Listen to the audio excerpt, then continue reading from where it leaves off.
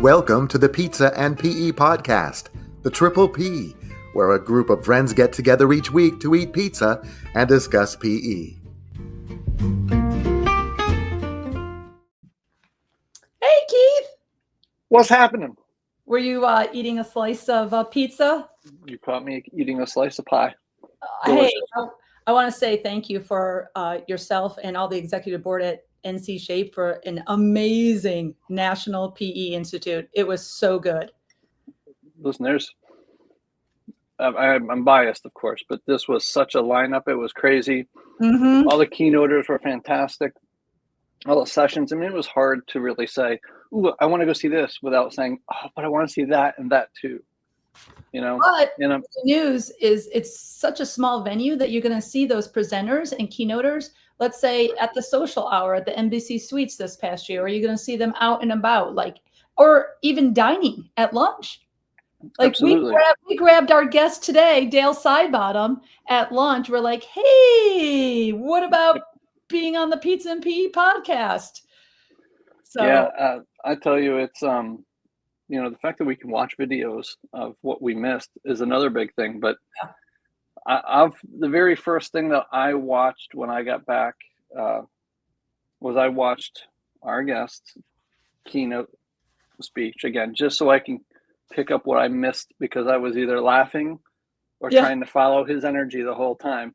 And, coming off of a 36-hour flight, landing, having 6-7 hours of sleep, and then getting on stage in front of the PE Institute and still being able to pull that off. I mean, that's legendary status right there. Legendary. And he pulled it off so well. I'm going to go back and watch the keynote too. I loved when he did the clap and the slap of the 1, 2, 3. I gotta remember that. I wrote it down, but so many good nuggets that we got from him. The keynote, amazing. The very first one to kickstart the National PE Institute in such a great way. And you're right. I was looking at this guy going, oh my goodness, look at how much energy he has. He is spot on. I knew that he was 36 hours flight delay, all this good stuff from Australia to Asheville, North Carolina, that we got to meet him. We went to his sessions, bought his books. That's for sure. Autographed copy. I know. Don't rub it in. But this is going to be a great podcast. So why don't we get started? Give it a little bio to our listeners, and then let's bring him on stage, because I'd rather hear him than me personally. I'm with you. And I tell you that one of the other things before I give you the little intro is about the PE Institute is we get some really great worldwide speakers at our event, and it's one like no other. And to get somebody from Australia is amazing. And next, it's great. So anyway, today, as you've heard, we are going to have Dale Sidebottom on from Australia. He's a global leader in play, well-being, and joyful learning. He's the co-founder of the School of Play, a movement where he's transforming classrooms, workplaces, and life through play-based strategies that spark connection, gratitude, and purpose.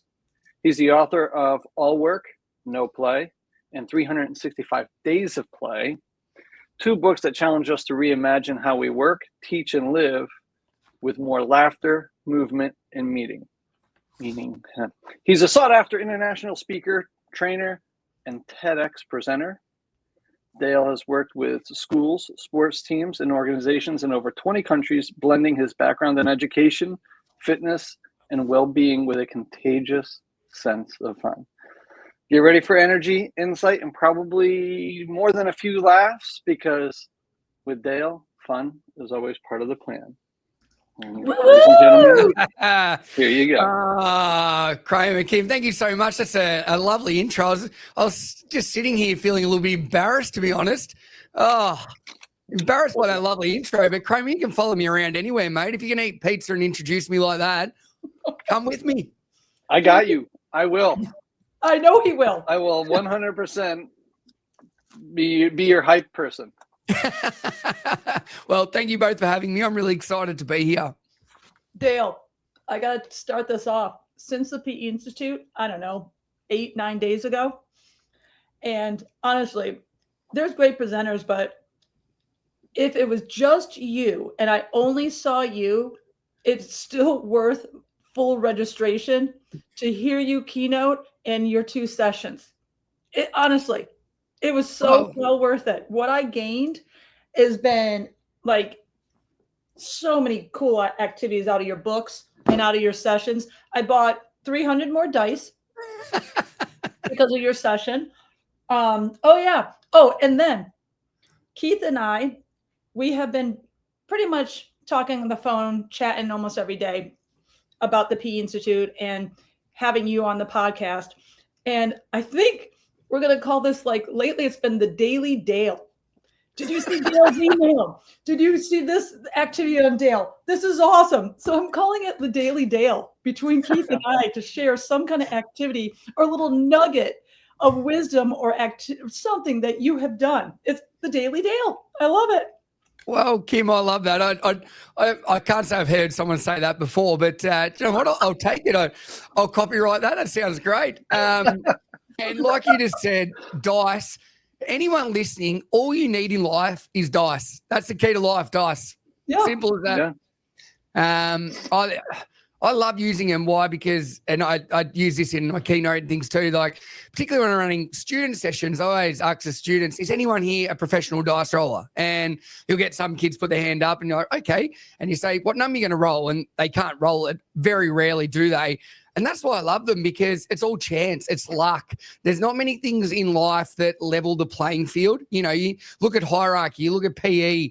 We know the kids that are good at PE and the ones that aren't, and they know as well. So coming into PE or any class, they might be good at reading, they might be good at counting.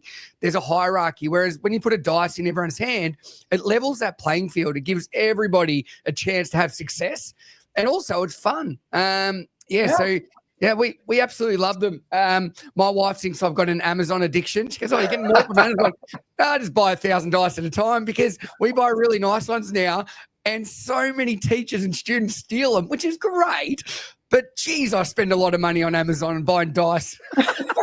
So Dale, what do you do with that wise guy who raises his hand and says he's the pro, and you say, what are you going to roll? And he says a 3, and he rolls a 3, and then it was like... Yeah. Do you know what? I congratulate him, Craig. I say, well done. And sometimes, you know what it's like when you're teaching and you've got somebody in the room that it's got a lot of energy, probably like if it was I was in there, and you say, all right, can you do it again? And normally, very rarely can they pick back-to-back numbers they're going to roll. But I think it just adds to it. And also that's part of the narrative, you know, so that no one's a professional dice roller, but you can have luck, okay? And you've just had luck there. So you use it as a positive. And I think it's a great segue into all the activities, because everyone will win one thing. They'll get some success. Whereas looking at so many things in life, you know, you're either good or you're bad at it. And that's how people rate you. And then they don't want to try it because they don't want to fail or they don't want to be good at it. Whereas that's not what life's about. We want people to push the boundaries. We want them to be uncomfortable and try new things. And it's not about winning or losing, but I think that's where dice is a really good analogy, because it does give people success. Or some days you'll have no success because the dice haven't been lucky.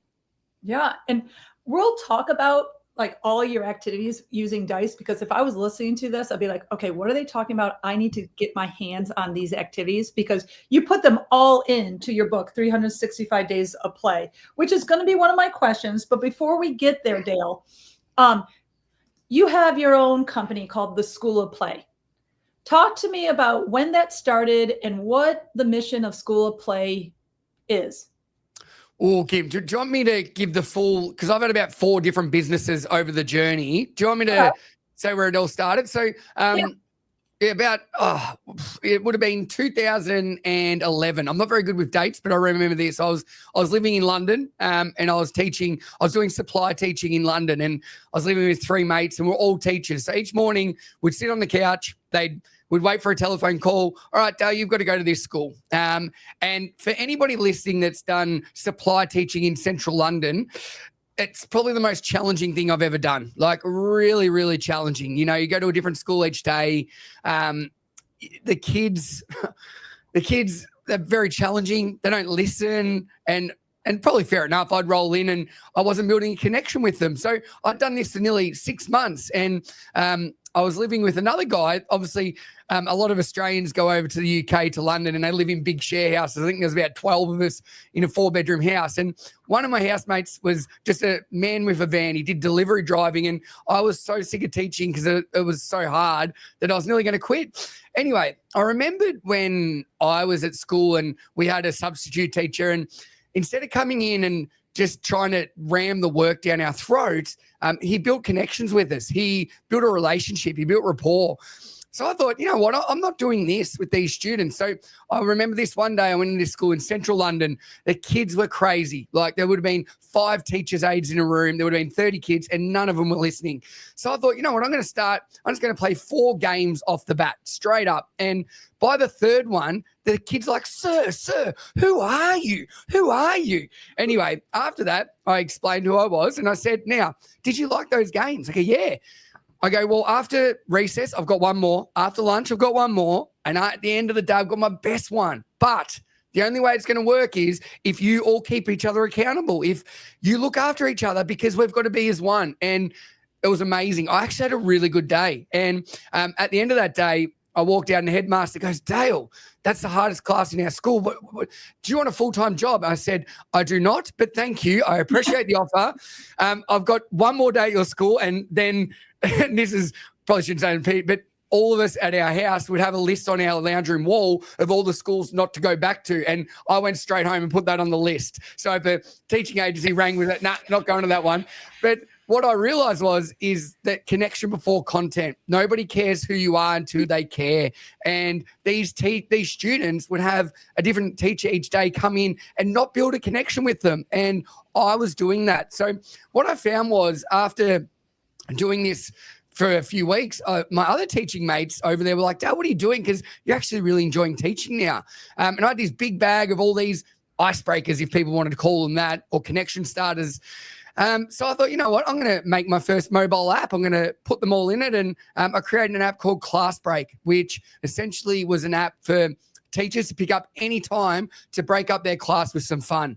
So you had games and activities to build connection across. And that app ended up going really, really well. It was #1 in Australia, and global sales are crazy. I still think it's out there still. I don't know for how much longer, but through that, then I come back to Australia and I've made another 30 apps. I got a little bit crazy. People probably can tell by my energy that when I put my mind to something, I get it. So, and then I started presenting. So I'd be teaching during the week in Melbourne, Australia. And on the weekend, I'd fly to like Thailand or Dubai, Abu Dhabi, and I'd present on the weekend to big international schools. And I remember this one I did in Abu Dhabi on a Sunday, and I had 3 teachers from international schools lining up, say, Dale, can you come to our school for this week? And I said, I can't. I'm on the red-eye flight back. I'm teaching tomorrow morning in Melbourne. And they're like, Dale, you need to give that a break. You need to quit. What you do is really good. So, I decided about 9 years ago now to leave my teaching job, which I actually loved. I worked for Cricket Australia and working this elite young program. So I was teaching elite cricketers, which is, for people listening, it's similar to baseball, but not. It's a global sport. I resigned, and then it was Energetic Education. That was my first brand, and I started doing a lot of corporate work as well. So I thought I wanted to drop the education. So we'll probably talk about this, but I thought I'd get creative and create a company called Hooga Life, which means play in Spanish, but it was the most ridiculous name ever because no one can say it. I couldn't even say it properly, and no one knew what it meant.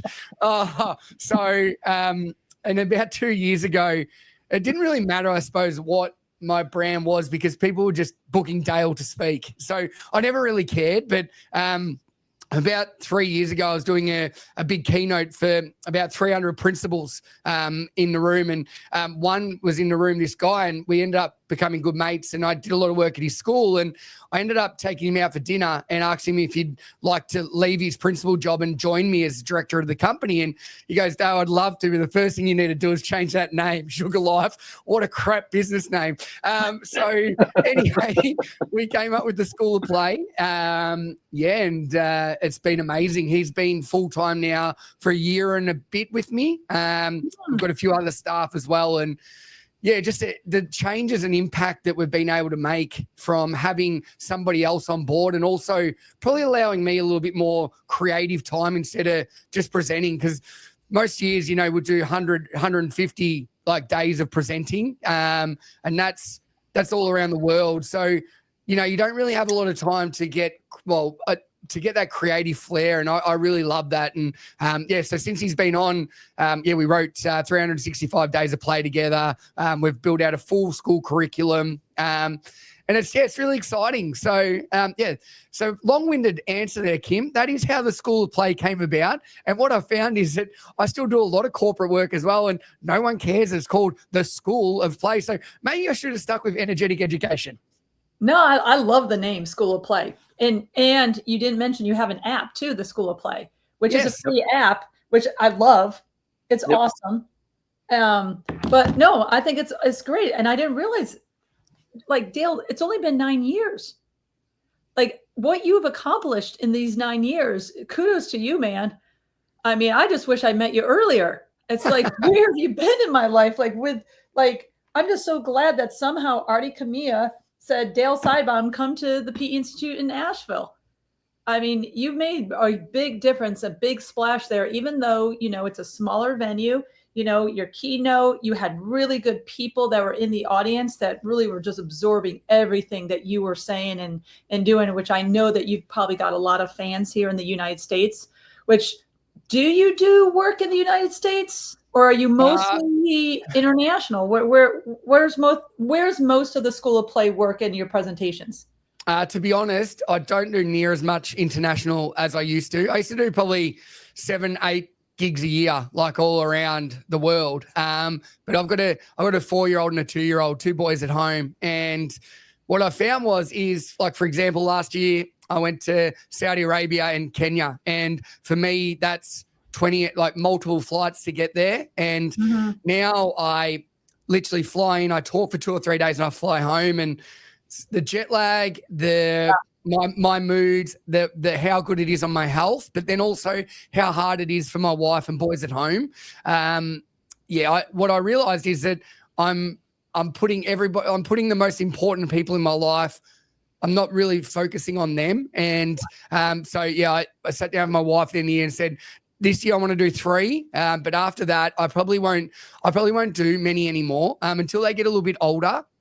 Just because I valued what's important, and that's the people at home, and then I was letting them down, and I was letting myself down. And I think that's the hardest thing is, Kim, coming from Australia, we're so far away from everywhere. Do you know what I mean? That we don't, like, it's really tough. So to answer your question, I'd love to come to America more, but it's just so far. The only reason I came and did the PE Institute this time was because before COVID, so 2019, I'd planned, this is before we had kids, I'd planned a 6-month world tour. So for 6 months, my wife and myself were going to be away. I was going to do 16 countries, and I was going to spend 3 months in the States with her. And one of the big ones, I had about 4 lined up, but one of them was the PE Institute. So when Artie rang me back up, I felt obliged. It was like, he's ringing me back up. I did commit. There's something in this. And so I felt like it was something that I owed him. And I owed myself too, because there's been so many people over the years, particularly,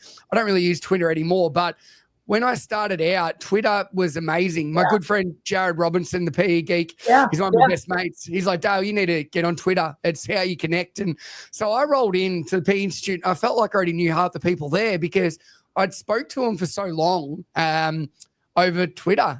Andy Milne, I class him as one of my good friends, and I'd never, ever met him before, but we talk all the time. Like, we've done so many things together. So it was also, not only did I feel obliged that I owed something to Artie, and I'm really glad I felt that way because I got to come over, but it was also probably my way that I got to put a face to the name of all these people that I've connected with, and I'd soundboarded off, and, I built relationships with over the years that I really wanted to meet everyone face to face, and it was amazing. I'm really glad that I did come over because it was a brilliant experience. Well, you've got a lot of fans in the United States that we're going to spread the message of the School of Play, so you don't have to fly over. You could stay in Australia, but don't worry. We will be spreading the message and advocating your books, advocating your apps, advocating everything, because it's awesome stuff. Thank you. So now I know you are truly a rock star with the fact that you had a world tour planned. And did you have T-shirts with the dates on it? You know, the whole night.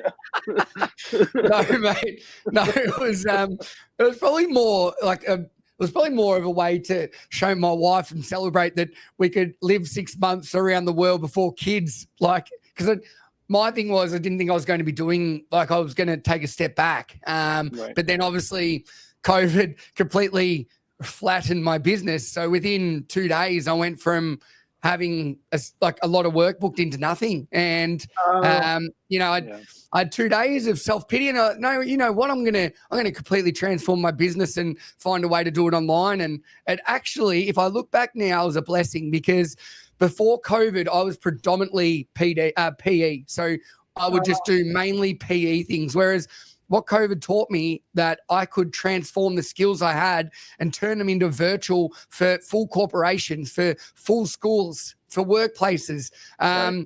And so now the PE Institute was the first PE event I'd done in probably a year and a half. I really now only, you know, do full schools or full staff or do large corporations. And that's because I didn't realize at the time, and teachers probably don't realize either, but our skills are so transferable. What we're able to do by building relationships, building rapport, engaging people, making people feel special.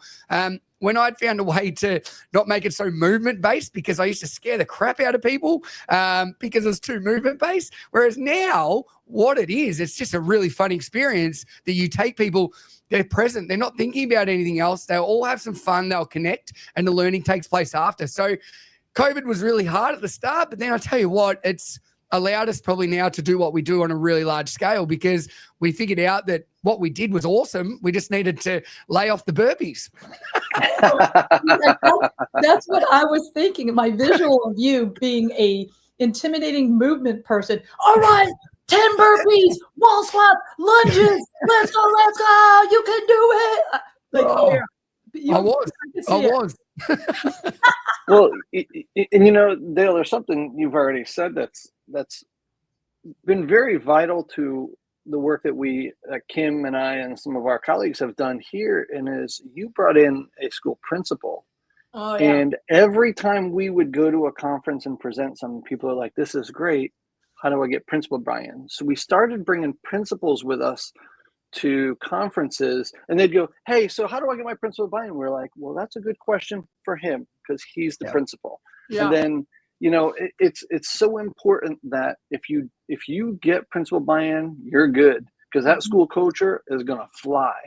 But if you don't, and you get that one person that hated any kind of movement because they got hit with a dodgeball in PE, or, you know, they were last picked in some game, I mean, that's a hard nut to crack. I mean, it's not undoable. No, 100%. I think that's the difference, the way we label something. I know it shouldn't be a thing, but the moment we label PE, we lose all those other teachers. They're like, no, this isn't for us. So I think the moment we started really honing in on the play element, because it's so transferable. And like you just said, the moment my business changed and allowed probably to do what we do now, I got a really lucky opportunity that a keynote pulled out of this one of the biggest principal conferences in Melbourne, where I live. So there's 500 principals in the room, and they rang up like 1 week before and go, Dale, we know you do these keynotes. Can you do the closing keynote of this conference? And I'm like, oh, yes, I can. And they were going to pay me. I would have given a lung, a kidney or something just to even get on that stage. And so I got up and I closed out this keynote to 500 principals. And that was the day that things changed. Why? Because I went from just being a facilitator or a PD for schools, for PE, like for different things. Now, the principals were the one going, wow, they felt it. And because they felt it, they were just lining up. And I had like 20 principals going, can you do this date? Can you do this date? Can you do this date? And that was the difference. You know what I mean? And it just takes one person to believe in you. Like, without that, I'm sure what we're doing, like, it's really good, but you need to be in front of the right people. So I think that's a great thing that you're doing when you're going presenting, that you're taking a principal with you. My other thing for PE teachers listening, like our skill sets are so good for cross-curricular learning to get movement in the classrooms. Don't label it PE. Find a way. Make a catchy name up. Go on ChatGPT and say, instead of PE, give me 5 options that make it so everyone will feel like they want to do it. And so, yeah, I think the moment we stop labeling things what they actually are and just made them broader and more engaging, and I think that's why play is amazing, because play can mean whatever it wants to anyone. There's nearly 200 definitions of what it is. And if we went around, the 3 of us now, and said what we think it is, that all would be different. And that's perfect, because it doesn't need to be the same for anyone. That's right. And I think that'll be the way that we get what we do in to the classrooms, that we impress the people above. So, yeah, if you're trying to get that would be my advice, to get in front of those people, because when they feel it, that's when the magic happens. Mm-hmm. That's true. So now something you've said already kind of leads me into my next question. And you talked about how important your family is, and it clicked with just the introduction to All Work No Play, where you talk about a wild road of being this workaholic that was all over the place and putting work and almost like the getting that stuff all the way in front of anything else, and that it ruined some relationships and caused some things. But then you hit this moment where you changed path, and now you're bringing joy to people. I mean, can you kind of talk about that journey and that transformation? Oh, 100%. And it's really funny. I do a podcast with my business partner, and he actually asked me the same question. He goes, do you think you can achieve what you've done without sacrifice? And any decision you make in life, there's going to be a byproduct of that is positive and negative. So I look at what I've achieved, and I'm really proud of it. Could have I done it in a better way? Of course I could. So when I was 30, I was at that stage as well. I told you about some other businesses, but I was building apps. I also run a really big fitness company. So I'd do PT and boot camps in the morning. I'd do them at night. I was running 30 to 40 sessions a week, plus teaching full time, plus building apps. I had 4 other people working for me running boot camps around the state. So like my life was, I was burning out probably every 2 or 3 weeks. And the problem was I didn't love the person I saw in the mirror. Because I didn't love who I was, I couldn't love anyone else. And what it ended up being was I was a negative person because I didn't feel good about myself. I'm like, and it wasn't always like this, but I was a little bit of a narcissist. I'd speak negatively to people. I'd put them down. At 30, I was married, and I thought if you looked at what I'd been able to achieve so far, that I should be happy, but I wasn't. So I got divorced. I was embarrassed. I was ashamed. I had nowhere to live. I ended up ringing up my cousin and saying, can I just move in for a little bit, because I knew I had a spare room, and just because I didn't really want anyone else to know. And it took a lot of soul searching, a lot of work with a therapist to realize that it didn't matter what I did in life, unless I was happy with myself, no one could do this for me. That, nothing was going to work. Nothing was going to be successful. So I did a lot of work on myself. And I think that's how everything was born, particularly, now I have framework in the daily peg, in a little bit of play, exercise, gratitude, and giving, because that was something that I had to do for myself. I had to learn that, and I had to be accountable and do that. So the book All Work No Play is really exactly what it was. Is I was promoting all these things, but I was a hypocrite because I had no time to do anything besides work. And when you get in that, it's hard to explain that. You sort of it just becomes a norm, that work ethic, and it was really hard. So it took a long time for me to, mend a lot of those relationships with friends and people, because I wasn't always the nicest person. And that would be my advice. And I think that's where sort of that All Work No Play is around. That's what I did my TED Talk on, and that first book. Essentially, that's really what my keynote's about now, that you go on a journey, and there's things that you'll do in that keynote that are for you, that fill your bucket up, or put your oxygen mask on first, whatever analogy you want. But no one's going to do this for you. And it's a great one for students to hear, but also for teachers to hear, because if you're not in a good place, you can't blame anyone else. I did, and that's not fair on anyone else. And in the end, unless you're accountable and take ownership, nothing will change. And unfortunately, I had to rock bottom. But from there, you have a choice, and I had a choice to change things. I'm still a work in progress. I'm not perfect, but I've been able to do a lot of things now that I wake up and I'm proud of who I see in the mirror. I love myself, and I couldn't say that before. So, a long-winded answer about that. Sometimes life's tough, but only person that can make it better is yourself. Yeah, because you do go into, about your childhood. You did go into a little bit about yourself. Like you showed your vulnerability. I love the book. I have not quite completely finished it, but I have finished the 365 Days of Play book, which leads to my next question. Brilliant, my friend. Brilliant. So thank you. I am in deep right now writing a health curriculum called Health Ready.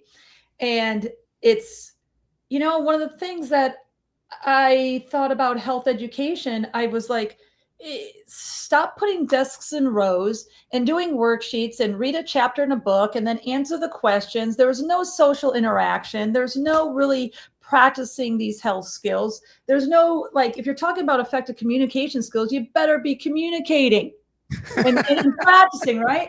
And so I created a lot of these health on the go activities. And while I'm reading your book, 365 Days of Play, which there are 365 days of play. And I want to thank you for not honestly putting a lot of words on a page, because when you do an activity, it's like, okay, day 25 above, you have a story that resonates to the game. And the story could be about a product like Coca-Cola, about IKEA. It could be about a foundation. It could be about a person. It could be about a Disney character like Mickey Mouse, right? I had so much fun reading a little bit of information and history about a product, service, foundation, a celebrity. I don't know. You found them. And somehow, with your Dale magic and maybe your partner Paul Campbell at the School of Play, you connected the story to a cool game that's about gratitude, joy, connection, whatever. And I took notes going like, yep, this will work. I love that one. Oh, now I better buy 300 dice. Okay. I got to make some tic-tac-toe boards. What? Emoji bingos on it. Oh, another thing, buddy. What I learned in here, I use Canva all the time to do a lot of my content. Canva, because you told me, is an Australian-based company. It is. Yeah. See, I did it. I think Kim, that's I think it's one of the first $1 billion companies founded by a female. There you go. Boom. Wow. Huh. Well, I'm contributing to her revenue. So, so tell me, how did you come up with this brilliant idea of connecting a cool story? Now, I think storytelling is awesome to hook kids. And then the activity. How did this, talk to me about how this book came to be, the 365 Days of Play, which listeners, go out, get it right now. Amazon, yeah. I'm telling you, even if you're not a teacher and you're listening to this and you're a parent or a guardian, you can do all these activities with your kids. I'm doing this with my son. I'm doing this with my daughter. We're doing this at next holiday dinner. So talk to me about it. Thank you, Kieran. Appreciate that. That's lovely words. It started when my business partner started with me, and probably like the old business name, it didn't suit us. And as much as I love that first book, All Work, No Play, that really helped me project my name, that's all about me. I don't want this to be about me now. So I sat down with you. I said, I've got this idea. I don't know if you've heard of the book, The Daily Dad by Ryan Halliday, but brilliant book. And essentially in that book, it's a story for every day for being a parent.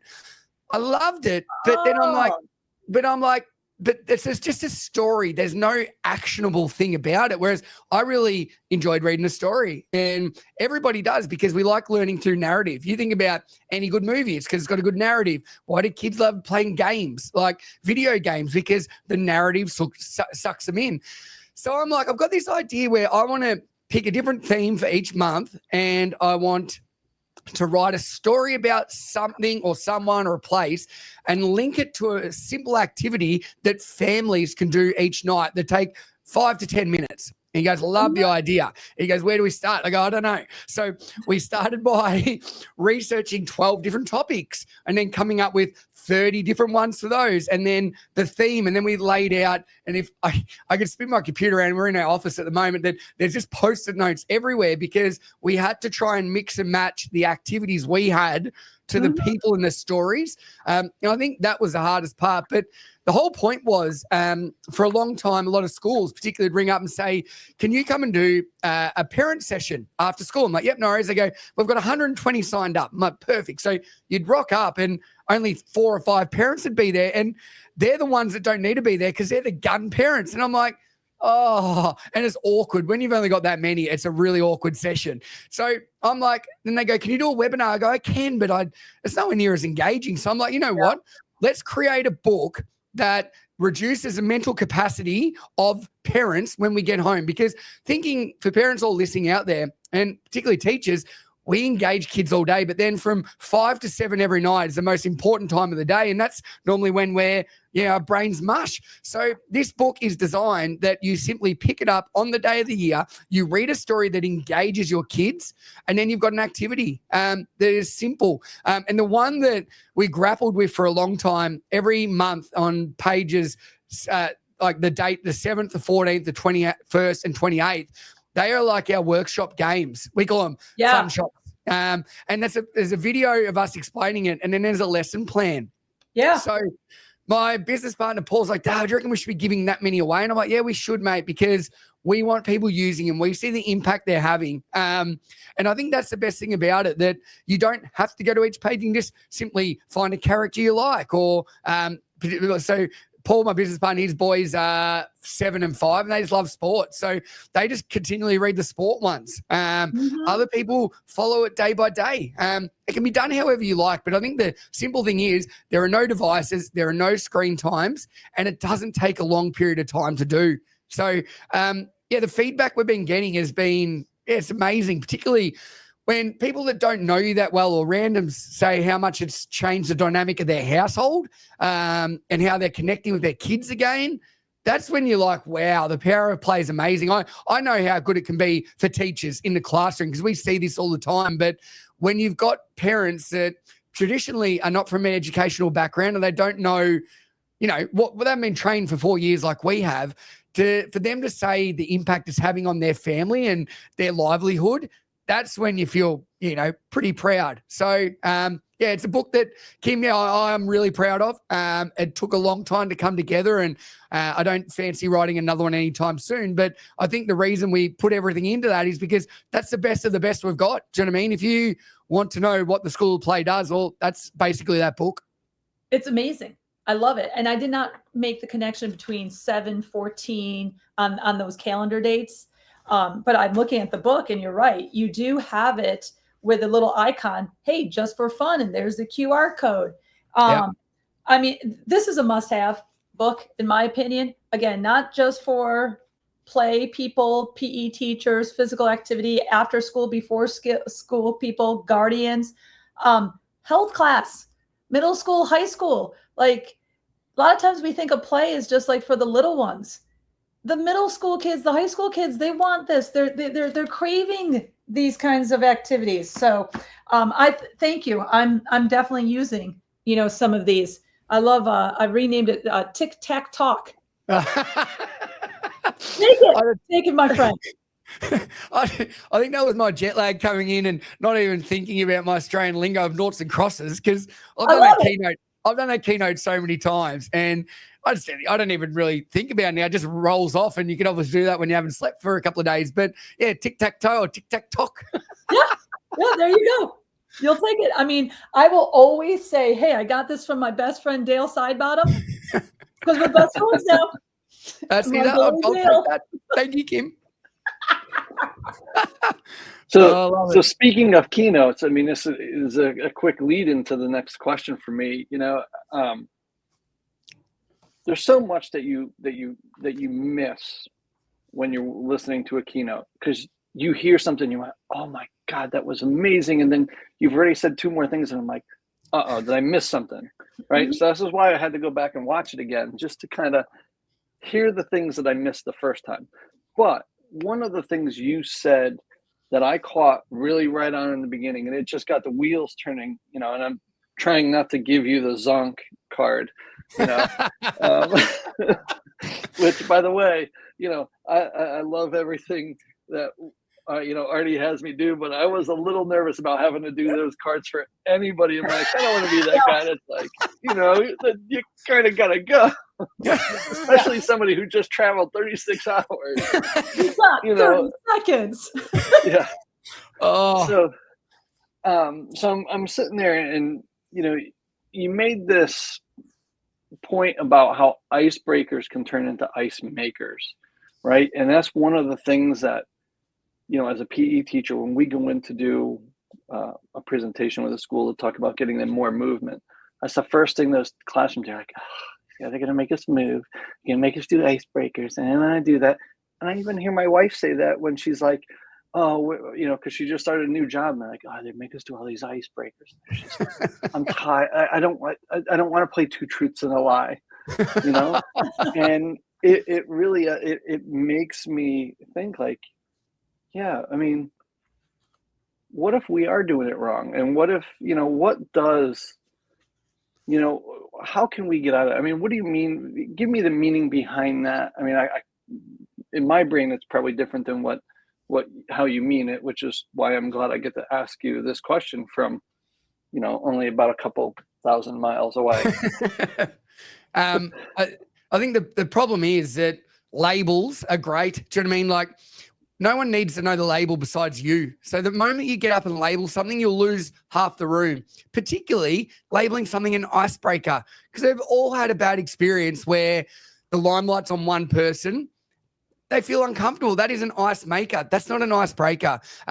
So don't label anything. And that's traditionally in our sessions or a keynote, I'll always get up and do that clapping game. Why? Because it's a single player activity. There are no winners or losers. The limelight is on me. And all I say is stand up. You decided to come in and sit down where you wanted to. So you felt comfortable.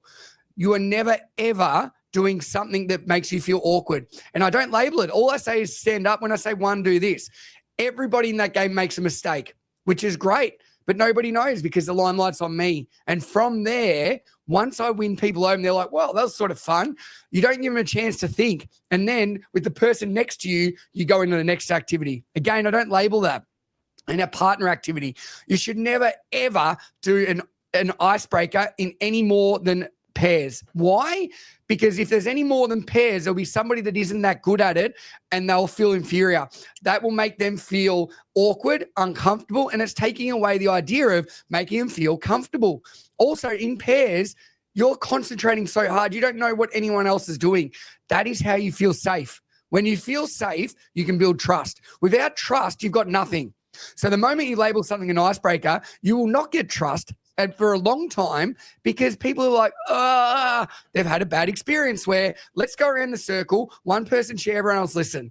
That isn't a way to make people feel safe. That's a way to make people feel like, Kramer, while you're talking, I'm not even listening because I'm thinking about what am I going to say? And then Kim's talking, I didn't even hear because I'm like, did I say that right? That's not the point of what it is. It's about making people feel comfortable.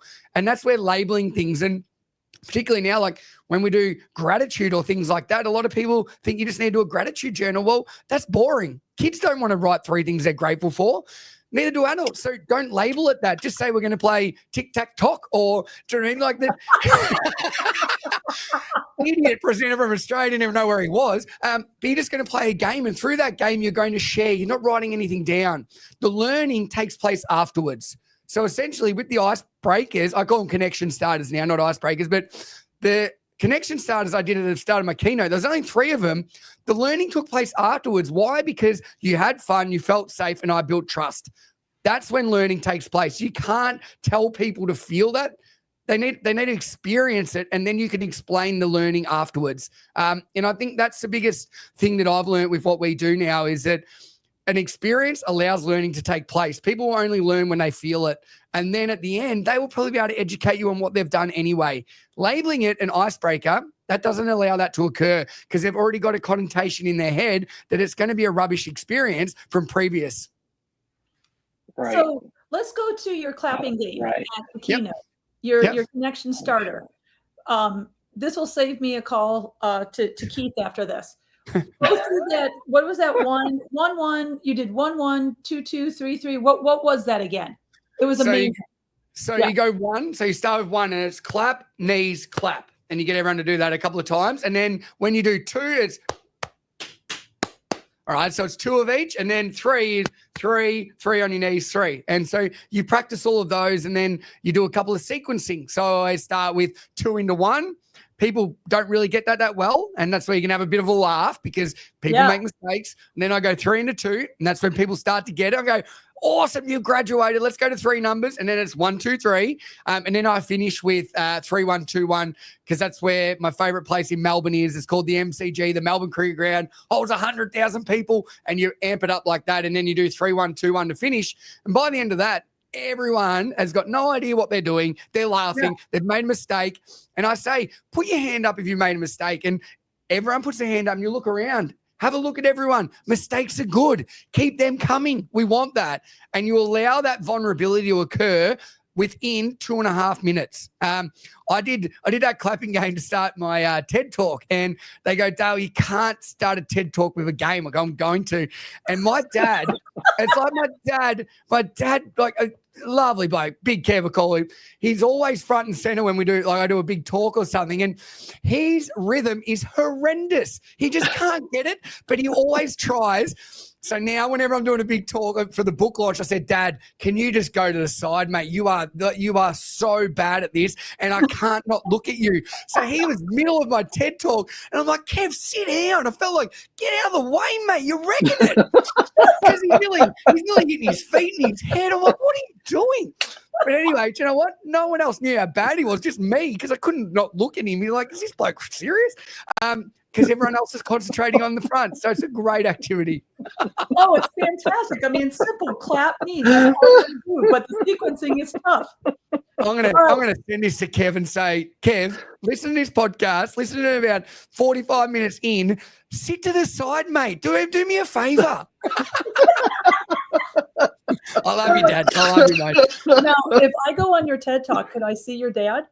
Or no? Oh, you won't. You won't. Thank God they wouldn't have published it on YouTube if you see him on there. They'd be like, get this guy off.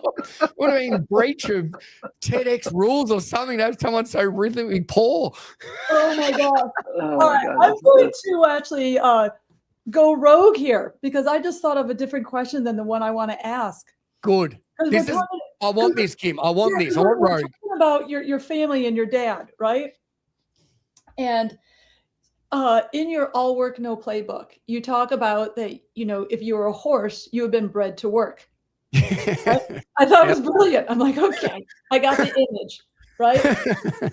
And I mean, and I hope this is a compliment to you, Dale, but like when I see you in action and even now, it's like I could see you as a fun kid, like always into something, just always on the move and just joyful. And you said that you were always kind of like a kidpreneur, like you had an entrepreneur spirit. You laid bricks. You were a bricklayer that I think you got like $1 for like 100. That's not a great growth revenue there. But and then wait, I got to talk to you about this. You talked about not like tic-tac-toe, and what do you call it in Australia? Noughts and crosses. Okay. What do you call sunglasses in Australia? Shades, glasses. Well, in the book, did you call them sunnies? Oh, sunnies. Sorry, yes. Yeah, okay. That's okay. When I heard sunnies, I was like, okay, this is a great story, listeners. Okay? Because you had me when you said you are also in the counterfeit business. And I'm like, what? Let me keep going. Where is this going to show up in the book? It's in there. It's true. Yeah, it is. So talk to me about you always having this entrepreneurial spirit, share the counterfeit story, and do you view yourself as someone, or when you're little, like, okay, you're going to have your own company and be an entrepreneur? I don't know if I knew I was going to own my own company, but yeah, from a young age, I saw we were quite poor, so Dad literally had to work 7 days a week. So you didn't really see him a lot. Do you know what I mean? Because he was literally working. So Mum brought up myself and my two young sisters. I had a great childhood, and my parents together worked really hard and became quite successful. So and I saw the hard work that they put in, and I wanted to, I don't know, do something like that myself. So yeah, my cousin actually spoke about this the other day as his 40th. And we, as kids, we used to be at his house and we'd bake cookies and we'd go around door knocking. And this was really young, and we'd sell them to people. And now I can see if some kid come to my door selling cookies, I'd be like, what is in this cookie? Anyway, people would buy them. And then I'd go to work on the holidays with Dad, and I'd cut bricks and I'd sit there for hours. And I think it just taught me the hard work and how satisfying it was. But yeah, in high school, myself and my cousin borrowed Mum and Dad's credit card, and I bought 12 sets of sunglasses, Oakley fake sunglasses, the frog skin ones. And I think we bought them for about, they cost about $15 each, and we're selling them for 40. So yeah, little things like that. We call them sunnies because when the sun's out, you put them on. It's pretty common. We're not the smartest in Australia sometimes. Yeah, but I think when you see you're around people that, built something, or they work really hard, and I saw the pleasure and satisfaction that what Mum and Dad were able to do together, and what they were able to create, particularly for our family. I've always been really proud of them, and I always tell them that. And yeah, I just always loved playing games. I always have. And I remember telling my parents one day that I don't really want to teach anymore because I think I'm really good at games. And they're like, what? Okay, that you're a PE teacher. Of course you're good at games, you idiot. Anyway, like in the nicest possible way. And I'm like, no, I reckon I'm really good at it. And they're like, righto, Dale. I've always been a little bit confident in myself. But I didn't know what it was. But yeah, I always knew that I wanted to do something for myself because I've always had a pretty big work ethic. And with my passion and energy, I thought I could create something, and I didn't know what that was. And looking down 9 years from when it sort of all started, that a lot of people don't know what it is, but started as a passion project, started as a hobby where you're not putting all your eggs in the basket, where it's not about bringing income, because the moment you do that, that's when you put pressure on it. It becomes a job instead of a hobby. And I think that's why I was so fortunate that I love teaching. I love doing my boot camps and PT. And through that was a byproduct that I was able to create all these resources and build something that I actually love doing that helped a lot of people. And it got to a stage where it was time to really back myself and go all in. And that's how I did it. So if there's anybody listening out there, don't start something and think this is going to be my business or my livelihood. Start it because you love doing it and it makes you feel good and it helps other people. That is the number one thing you can do. That's perfect advice. So I'm going to go rogue. I'm going to go rogue like him, even though Kramer. Let's go, buddy. I'm supposed to ask this other question. I see your intensity. I hear your intensity. I get this idea that you were in your confidence, that you were very competitive, okay? And that you were competitive not only as an athlete, but in everything you do. Now, the question becomes, what do you do now to feed that craving of competition? Because, we all, if you've played any kind of organized sports, you've been like, hey, I've got this mentality of I want to do this to the best I can. I want to win. I want to just be great. As we age, if you will, we have to feed it other ways. And I say that for me because I used to play baseball, for a we lost him a little bit. Can you hear me, Dale? Sorry, I got him back. But, and I used Dale, I did that on purpose. That's okay. I went over into other sports, but I stopped playing baseball because I couldn't play at a level I was happy with. right? Because I didn't want to be that person that was out there just taking up space and, oh, look at the geezer out here who, can't throw as hard anymore, run as hard as, or hit as far. So what do you do to feed your competition muscle, if you will? So I'm not as competitive as I used to be. I used to be quite competitive, as probably most PE teachers are. I love playing golf when I can. I thoroughly enjoy that. Why? Because it's the hardest sport I've ever played, and I'm not that good at it. But it's like rolling a dice. You can have some success. To be honest, myself and Paul, my business partner, we are away a lot. Particularly around in Australia, we'll go we'll go away for a week. So like next week, we're away for the week, and the week after. We play Connect 4, we play Sequence, and we play one of the games that you played in the workshop, Dice Towers. We will play the board game Sequence for probably 2 hours most nights. So we get home, we do a little bit of work after speaking all day. We have a couple of beers and we have a feed, and then we'll normally play Sequence for 2 hours. And we're very competitive, and we'll keep a running score throughout the week. Or Connect 4. I love games that are like strategy. So to answer your question, golf when I can. This is my studio in the back of our shed. I've got like a man cave in there. I've got a pinball machine. I've got Buck Hunter the game. I've got a virtual dice game, virtual golf game, but I've also got a dartboard, and I love playing darts. So to answer your question, that's what I do. Okay. So you're continuing to play all these board games that have been Always. popular childhood. What about one of my favorites, Yahtzee? Oh, amazing game. And that was Kim, to answer your question, that was one of the first ever fitness games I created. So how this all sort of started was when I was doing boot camps, I made it all play-based for adults. Because a lot of people don't like exercising, and Yahtzee was one of the first ones. So you play the game, and whatever you get, then there's a movement associated to it. And it's brilliant. It's such a good game. And I used to run it in all our workshops, early days. What I find though, running it particularly with students, if they've never played Yahtzee before, it takes too long to explain. And when something's too long to explain, you lose them. But you'll get, particularly when running teacher ones, I used to, staff and go, I remember Yahtzee. I played it with Ra. And like, all these good endorphins of memories just go, and they're like, I want to play it again. So great game. All you need to do is play Yahtzee, and whatever score you get, if you get, a small straight, a large straight, three of a kind, you have a set movement next to it. So there's one for you. Very easy game.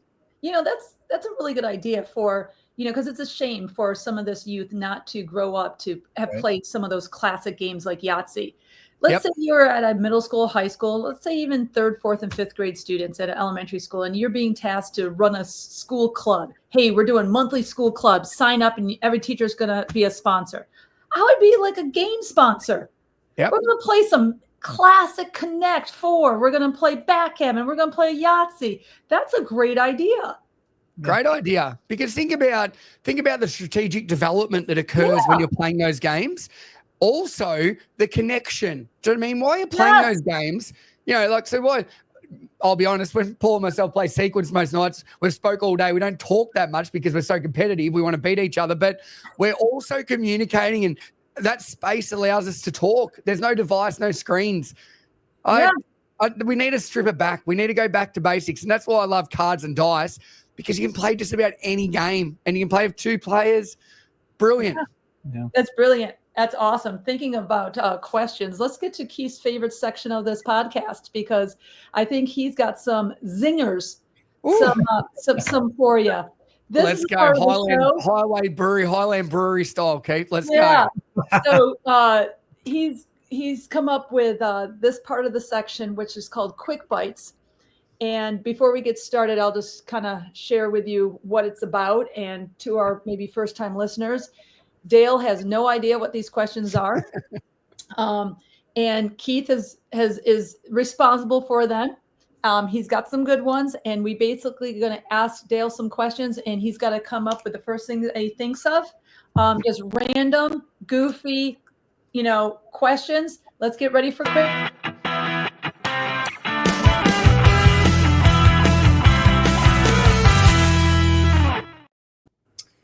All right, like Kim said, this is my favorite part because I'm the shenanigan guy that likes to just ask stupid questions all day. So I'm going to start off with, I really like this one. And when I asked my wife, she was chuckling quite a bit at me the other day. So which would you rather have as a co-teacher?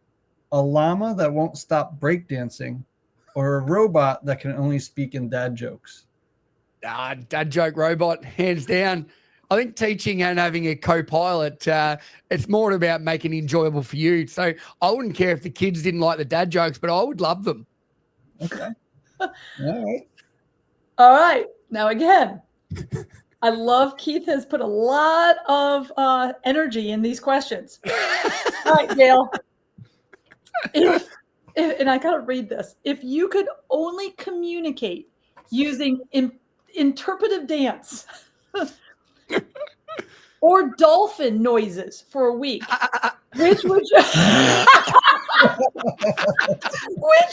choose and why? Interpretive dance or the dolphin noises? Dolphin. I think I understood what you meant. Good. This is the most ridiculous question I've ever heard in my life. Oh, I love it. What a great question. All right. If your socks could talk, what would they say about your dance moves? Very poor, but he really tries. And you've got some great socks. Sock game strong. It's called, I did it last year. Someone goes, oh, I like your dopamine dressing. I'm like, what do you mean by that? He goes, oh, your sock game. It's called dopamine dressing. I'm like, oh. So yes, sock game is very strong, always has been. I think particularly when I'm running student sessions, having really good sneakers or shoes and socks, you win them over straight away. Kids go, oh, and I like make custom shoes that match my socks. And the kids are like, oh, all your socks and shoes. I'm like, doesn't matter how rubbish I am at talking. I've already won them over. They like my socks and shoes. Right. Dopamine dressing. I like that. I love it. Complete this sentence, Dale. Okay. If it weren't for bananas, I'll probably be an apple. Okay. Don't even know that makes sense. I don't. I agree. I don't know. I think you would have to like bananas. Maybe if it weren't for bananas, I'll probably be. I don't even know how to answer it myself. I like apples and bananas. They're good. Yeah, they're actually good for you. Go for it, Keith. Now I'm thinking about your keynote here and how much this would happen. Would you rather ride a unicycle made of spaghetti or wear a hat that screams woo every time someone claps? Probably the hat that goes woo, because people don't clap that often. So riding a unicycle, spaghetti, would you fall and you'd eat it? I do like spaghetti bolognese. It's a very nice dish, but probably a woo, woo, probably a woo hat. I'd take it off though for the start of my keynote because it'd be too much wooing. That'd be great though. Oh my gosh. I was going to say, I'm even just a visual of a bicycle made out of spaghetti, but I agree with you. Spaghetti bolognese is the best way. And it can't be thin noodles. Nah, thick. It's got to be thick, like rigged. Yes. Yep. Gosh, I knew that we were the best pals. Okay. If you were given a Play-Doh budget of $1 million, Play-Doh budget, $1 million, what are you building and who's getting banned from your Play-Doh empire first? My two boys, Sonny and Banjo, because they just mix all the colors together and it gives me a little bit, not OCD, but they mix them all together. So all our Play-Doh is black or it's just all hard. So I'd be like, boys, this is great. You can participate, but just watch Dad. And I'd make it all nice color. I'd try and build a Play-Doh house, like an actual full-size house. If you had $1 million of Play-Doh, I reckon you could somehow put together like a 3-bedroom house. Yeah. Huh. Yeah, sure. And I do love playing with my boys. Please, boys, join in. But just the way you wreck Play-Doh, boys, give it a chance. Okay, here's a random question. Do you actually exhaust your boys? Do you? Oh, no. They exhaust me. When I came over on United Airways, they're like, sir, are you going to check those other bags? I go, I've only got one. They go, no, the two under your eyes. I've got two boys that bloody love them, but they are energetic. They are up and about. So, no, they compliment me. They well and truly trump me, Kim. Know about that? Okay. I would have probably bet money on that one, and I would have lost then. All right, Keith, you got any more? Oh yeah, I do. Oh, okay. Would you rather high five every person you see, or do a dramatic twirl before entering every room? Oh. I do love a high five. I think it's a great way to connect with people. A little bit of touch is very important. It makes people feel connected. So I would go with a high five. I think it's and also I'll be honest, I find it. I'm a hugger. I'll hug people, but when you meet someone now and you either go to shake hands or hug and they don't, it's really awkward. So personally, I think a universal way to meet everyone should be a high five because it's non-threatening and it's safe and it allows everyone to connect. I reckon let's make a movement. I don't know. I really like that dramatic entrance. Ooh. I guess coming up with some good ones. Like that could be part of one of those dice eliminators. Yes, could be. You know, one of those There tabs. you go, Kim. I do. Listen. Look, here you go. Daily, there you go. Daily Dale, my friend. what I took it all in, my friend, and took a lot of notes.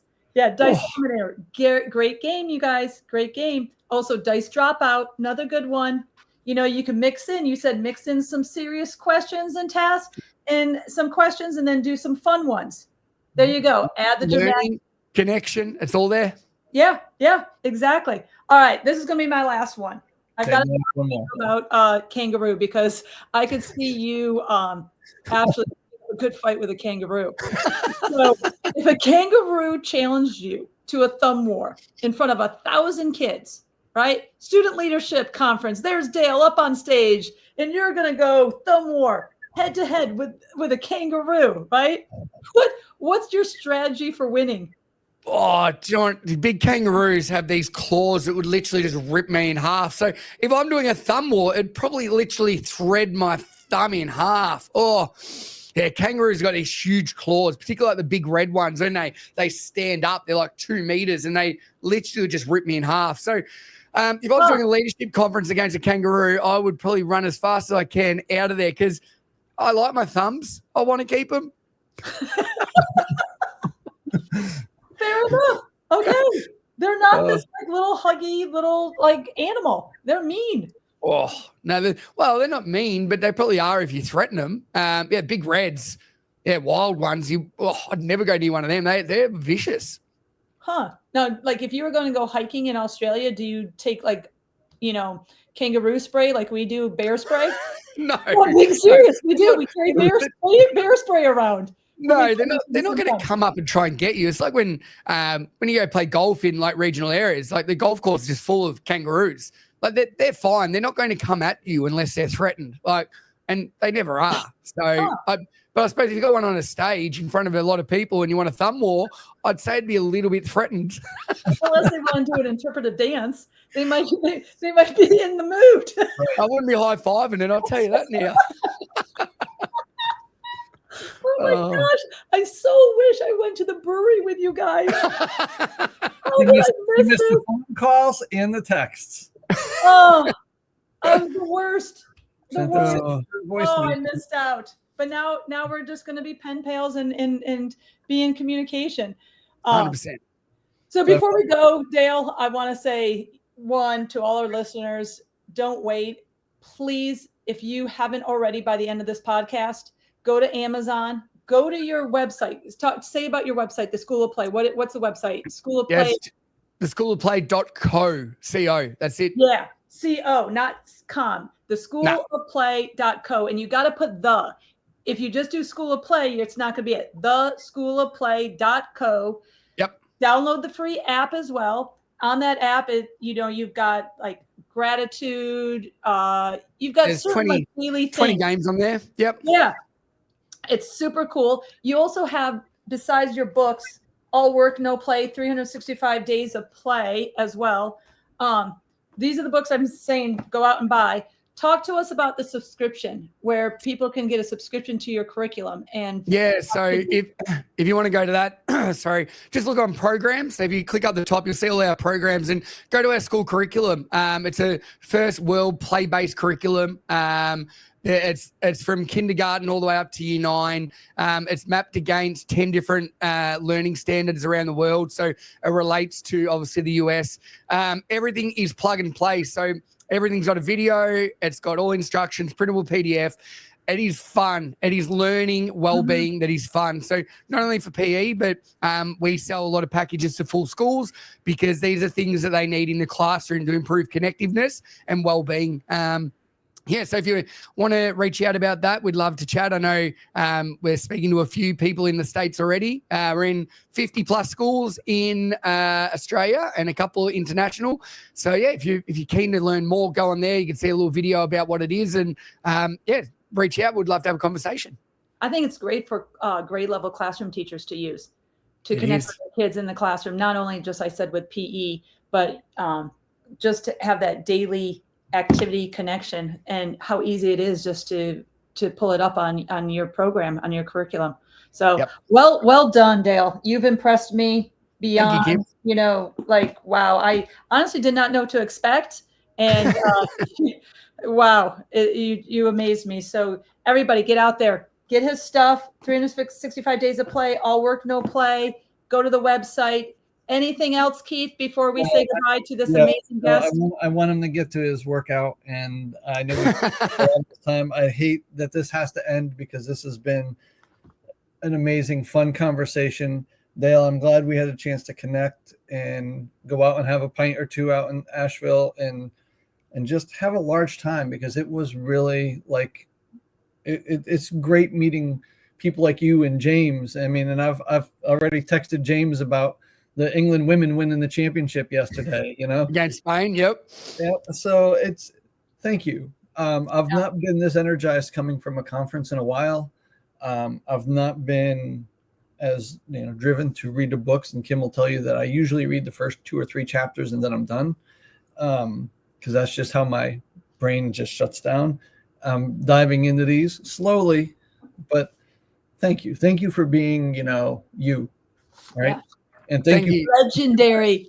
Thank you both so much. I'm so glad I came over. I didn't know what to expect either, and I had a lovely experience just like today. So thank you for putting on such a fun podcast as well. I love it. I love being the guest. It's amazing. So thank you very much. And your podcast, Energetic Podcast?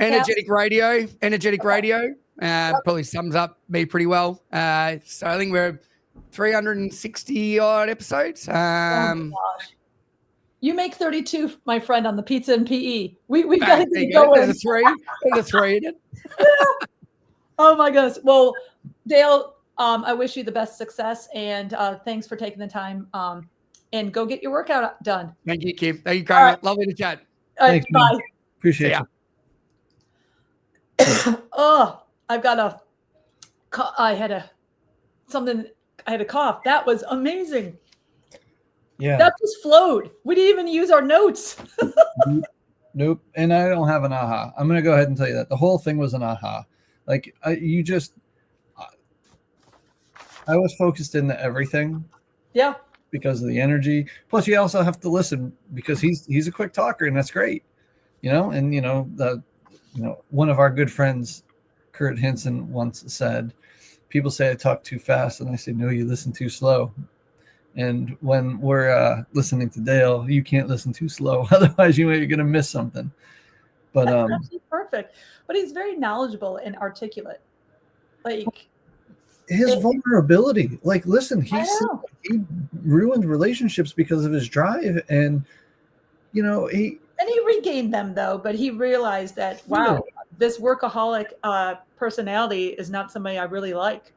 But you see, I mean, he knows to put family first. And this is some things that, we've had conversations about in the past. We've had conversations with our friends about it. It's like, look, we get one shot. Have fun. You can't be all work and no play, right? Instead of you should be all play and no work. Yeah, it should be the reverse. And right now I'm in a huge deadline, and I've had since the keynote, Dale, little, Daily Dale telling me, get up, move around, go outside. Don't just be behind that screen. Yeah. Don't just work and have no play. So I've taken his advice even now as an adult, and plus all his activities that he's inspired me to springboard off of to actually put and into some health lessons. It's amazing. So I think everybody should get this 365 days of play, no matter what. It is such a guide for any teacher, parent, guardian. I can't say enough about it. One of the things I love about having him on this soon from the PE Institute is that when we blast this out, the people from the PE Institute will hopefully share it with their friends, because you've got to listen to him and just listen to, like, we took this energy from this guy, and I'm glad that, I hope more people in the States hear him. I hope more people in the States look him up, get his books, check out his curriculum, right? I know that they're here, but not like it should storm. I can't believe Shape America hasn't contacted this guy. Our national conference, I'm like, this is the type of people I want. 100%. I mean, I do remember they had Tom Rath on there who was also another author that was great. And honestly, since in a while, I haven't been wooed. I go, I need somebody that is going to make me think and learn when I leave and be energized and be like, whoa, I am so glad I saw that. There's two types of keynoters that, I would love to see at that conference, right? And one is when we had, the John Medinas, or, the, you know who I'm talking about, Spark. Oh, John Rad. Right? Yeah. Those guys that tell me how my brain works, and then I want somebody to prove to me, just like Dale does, that your brain does work this way. And when you do all these cool things, it just makes it pop and it connects. And this is what we are. I need a little bit of science, but then I need a lot of play. And that's what we do in PE. We play, but we know the darn science. Yeah. So, all right, Keith. The aha moments were pretty much every single thing that we were, that Dale has shared. The icebreakers versus the ice makers. Yep. And what's another one that I also loved was, obviously the connection before content. No one cares who you are until you connect with them. You got to have fun, make them feel safe, and build trust. Yep. With everything, I took those. And the dude goes after a day of, let's say, talking, presenting, and he plays board games. Sequence, backgammon. Oh, I didn't say backgammon. I wrote backgammon because I like that game. Connect. Yeah, so cool. So, anyways, all right, everybody. Dale Sidebottom, episode 32. Slice you later.